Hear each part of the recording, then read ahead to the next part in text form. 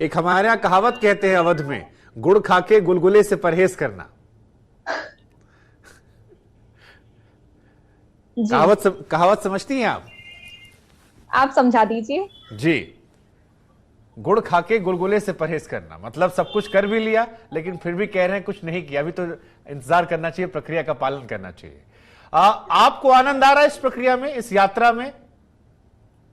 भाई मैं तो जब से निकली हूँ ना मुझे इस यात्रा में थकान महसूस हुई है, ना ही मुझे ऐसा कभी लगा कि मैं बहुत ज्यादा मतलब जैसे कि अभी बीच में कुछ 22 तारीख से 29 तारीख का जो वो हफ्ता गया है उसमें बहुत ज्यादा गर्मी थी, करीब 50 डिग्री के आसपास हमें टेम्परेचर महसूस हो रहा था। लेकिन फिर भी हमारे बालाजी सरकार में ऐसे कोई व्यवधान नहीं आने दिए हमारी इस यात्रा में। तो बस जो भी हो रहा है बढ़िया हो रहा है, मेरी प्रभु की कृपा मुझ पे साफ साफ बरस रही है। जी। अच्छा, एक चीज हमने और नोटिस की कि आपने इसी कार्यक्रम में कम से कम 15 बार 16 तारीख कह दिया। तो बाबा जी से बातचीत करके तारीख तय हुई है या फिर आप अपनी मर्जी से ये तारीख हाईलाइट करवा रही हैं ताकि बाबा जी के कान तक पहुंच जाए कि 16 तारीख? मुझे ऐसा पता चला है कि बाबा जी 16 तारीख से वहां पर धाम पर हैं। और मुझे जब नहीं भी पता था, जब हम लोगों ने मई में यात्रा शुरू करी थी, जो हमने पूरा एस्टिमेट किया था, हम लोग डेली का 20 से 25 किलोमीटर चलते हैं, कभी कभी 30 भी हो जाता है, जैसे थोड़ा नॉर्मल सी गर्मी हो जाती है। तो हमने ऐसा एस्टिमेट लगाया था कि हम लोग 15, 16, 17 तक पहुंचेंगे। तो हर कोई कह रहे थे कोई एक डेट बताओ डेट बताओ, तो मैंने सोचा कि चलो 16 तारीख ही बता दूं कि उस दिन मैं पहुंच गई। और उस दिन बालाजी की कृपा, अगर पूज्य महाराज श्री वहां मिल गए तो कृपा ही हो गई, नहीं तो फिर तो इंतजार करना ही पड़ेगा।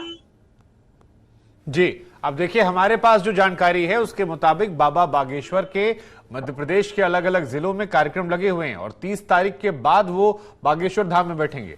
तो फिर तो आपका इजहार इश्क मामला फीका ना पड़ जाए कि आप पहुंचे और वो पता लगे वहां है ही नहीं। आप इंदौर पहुंचे तो पता लगे वो उज्जैन में है, उज्जैन पहुंचे पता लगे भोपाल में है। फिर मेरी यात्रा सिर्फ बागेश्वर धाम तक है। मैं बागेश्वर शिवलिंग में जल अपना गंगोत्री का चढ़ा दूंगी। अब उसके आगे पूज्य महाराज श्री से मुलाकात हो पाएगी या जो भी बालाजी कृपा करेंगे वो मुझे मंजूर होगा। अच्छा, आपकी लालसा किसको लेकर है? बागेश्वर धाम को लेकर है, बालाजी को लेकर है या धीरेन्द्र कृष्ण शास्त्री जी को लेकर है? बागेश्वर बालाजी को लेकर मेरी आस्था है, क्योंकि मैं बचपन से हनुमान जी की उपासक रही हूँ। तो धीरेन्द्र कृष्ण शास्त्री को लेकर आपकी कोई इच्छा नहीं, आप कह रही हैं?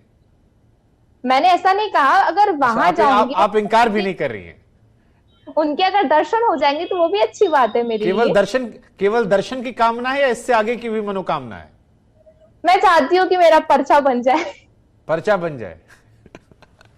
आपको लगता नहीं कि आपके माता पिता इस बात को लेकर असहज होंगे, क्योंकि आपको लेकर तमाम आर्टिकल छप रहे हैं जिसमें अच्छी बुरी दोनों बातें आ रही होंगी। एक तरफ कहा जा रहा हो कि जिसको हम आजकल के युवाओं में कहते हैं कि निंजा टेक्निक है फॉलोअर बढ़ाने की। कुछ लोग आपको सनातनी भी मान रहे होंगे, लेकिन आप जानती कि हर तरह से बातें आएंगी। अब ऐसा तो है नहीं कि आपके मनपसंद बातें आएंगी। तो इन तमाम आर्टिकल्स को पढ़कर, तमाम बातों को अच्छी बुरी पढ़कर आपके माता पिता असहज होते होंगे? माता पिता का इस यात्रा में मेरा बहुत बड़ा सपोर्ट है और वो हर पहलू में मेरे साथ में ही है। इवन जब मैंने कहा था इस यात्रा को शुरू करते हैं, क्योंकि हम लोग हरिद्वार में रहते हैं, तो मैंने कहा था कि हरिद्वार से बागेश्वर धाम चलते हैं। और जैसे कि मैंने बताया, जो हमारा परिवार है वो परम पूज्य शंकराचार्य स्वामी स्वरूपानंद जी महाराज के परिवार से ताल्लुक रखता है और मेरे माता पिता बहुत आध्यात्मिक हैं। तो जी। मुझे गुरुदेव ने ही प्रेरणा दी थी कि हरिद्वार से ना जाकर गंगोत्री से बागेश्वर धाम जाएं। तो सब लोग मेरे साथ में हैं इस यात्रा में।